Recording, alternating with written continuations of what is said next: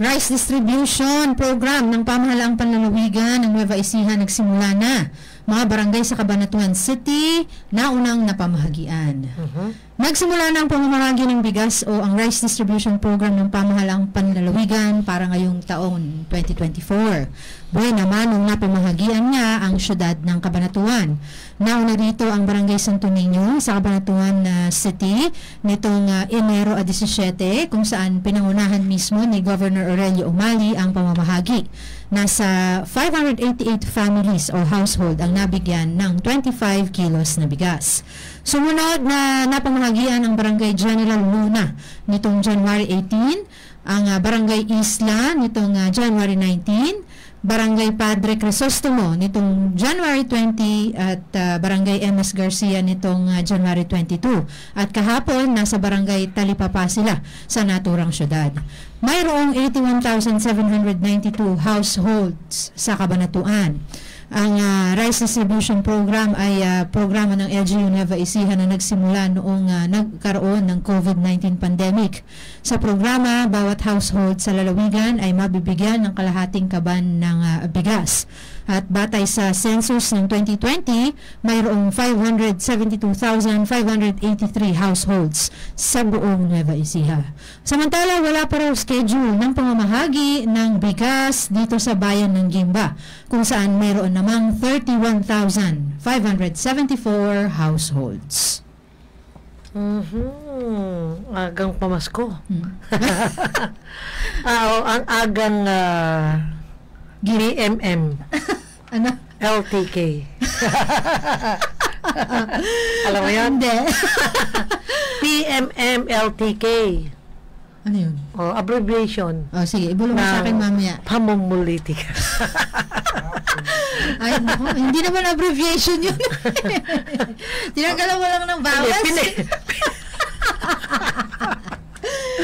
Hindi, pinaigsi. Kung ayaw mo ng ano, pinaigsi. Text message. PMMLTK. Yan diba? Ganyan mag-text.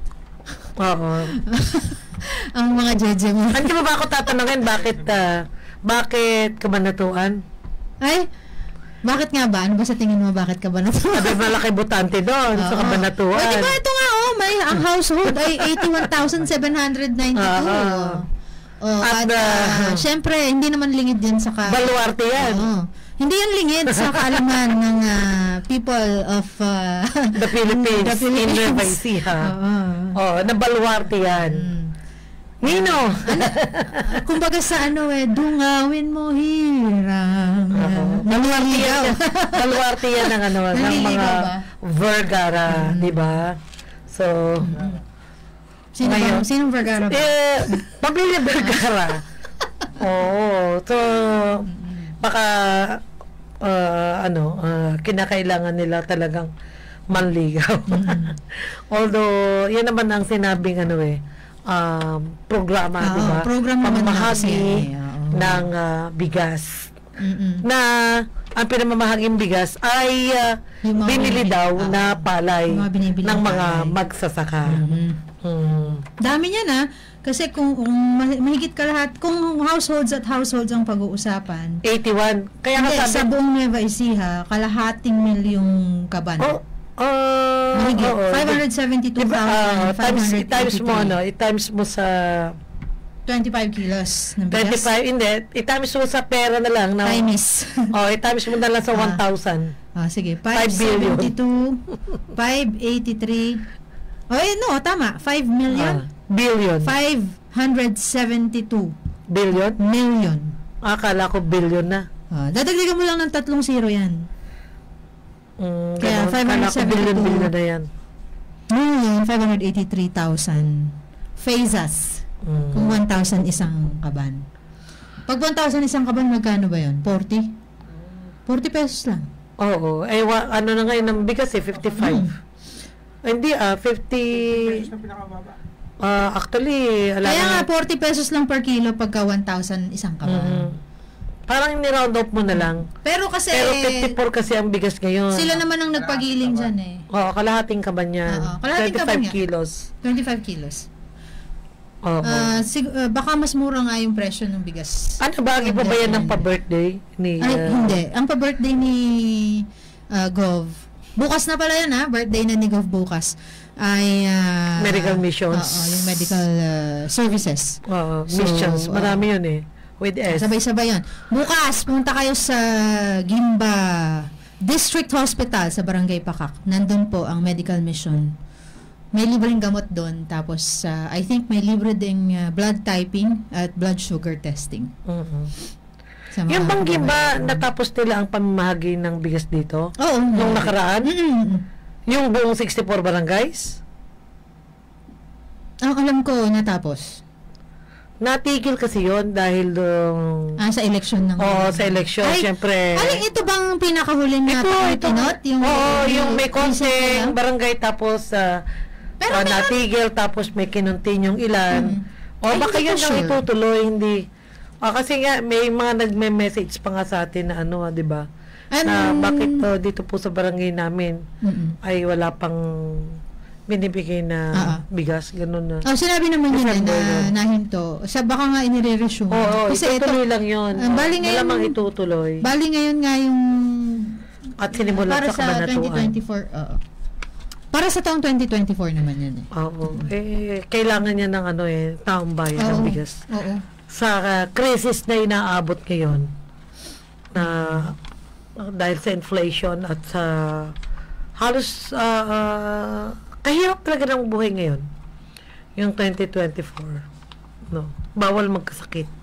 Correct. Kaya yung bigas basic yan, may bigas ka na, kapag may bigas ka mabubuhay ka na.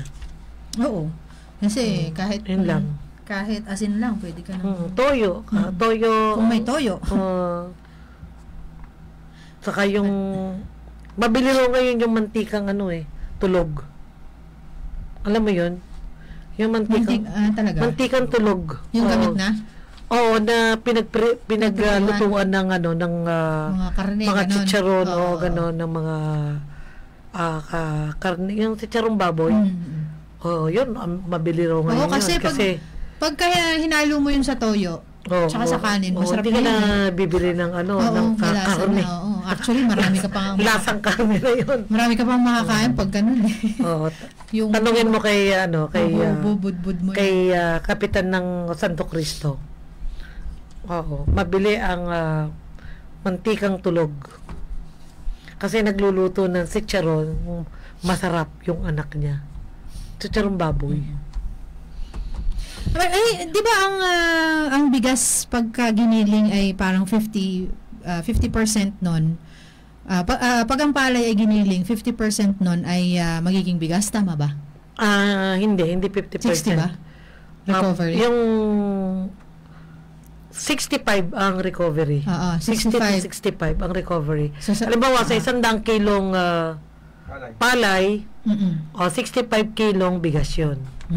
Kasi minultiply ko yung 572,583 sa 25 kilos ng bigas. 14,314,575 kilos ng bigas yun. So, kung ang ilang kilo ng palay yun? Times ano mo? Kung recovery ay 65, di 0.65. Ay divided by yun. So, kinukuha mo kung gaano karaming palay nabili. Kung gaano karaming palay equivalent. 22 million kilos ng palay. Divide natin yan sa 50 kilos. 440,448 kavans lang yan. May gano'n kaya karaming nabiling palay? Kasi kung yung isang hektarya, hindi, kasi kung dito sa Gimba, ilan ang inani natin na metric tons dito sa Gimba? 1.2 million metric tons? Ng palay? Ay, Gimba. Oo. Gimba lang yan? 127. Tama ba? Hindi ako magaling sa mathematics. Hindi, kasi asan ko ba sinind yun? Anong taon yan? 2023? Hindi. I mean, ini-imagine ko lang kasi kung gaano karaming palay ang bibilin ng provincial government para matustusan yung 25 kilos. Kaya siyempre kaya tustusan yan kung bibili. At kung dito lang bibili sa malaking bagay na kung dito kung bibili yung palay ng mga magsasaka. Sa Gimba. Meron tayo Sa Gimba, 227,553 metric tons ang inani natin noong 2022. Metric tons yun, hindi naman yun kilos. Times 1,000 yun. 1,000. 2 million yun. Tama ba? Oo. 227,000. Dito pa lang sa Gimba, tostosado na. Ano? Tostosado. Tama ba yung word ko? Kayang tostosan. Baka maging tostado yan. 227,000 times 1,000. Di 227 million kilos na yon. Yung dapat mabibili. Divide mo sa 50. 4,540,000 kabans. Tostosadong. Yung dito pa lang sa Gimba, tostado na yan. Di sapat-sapat sana. Kung mabibili at nabibili ng palay. Mas mura daw yung imported na bigas. Wala naman kasing pag-humiga ng info. Gusto ko lang malaman kung ilan yung naipapamahagi kung ilang kaban ng bigas sana, kung meron tayong information. Minsan na-interview natin si Gop. Oo nga. Bukas kaya nandyan sa dyan sa Pakak. Siyempre, birthday niya baka naman nasa Kabanatuan siya.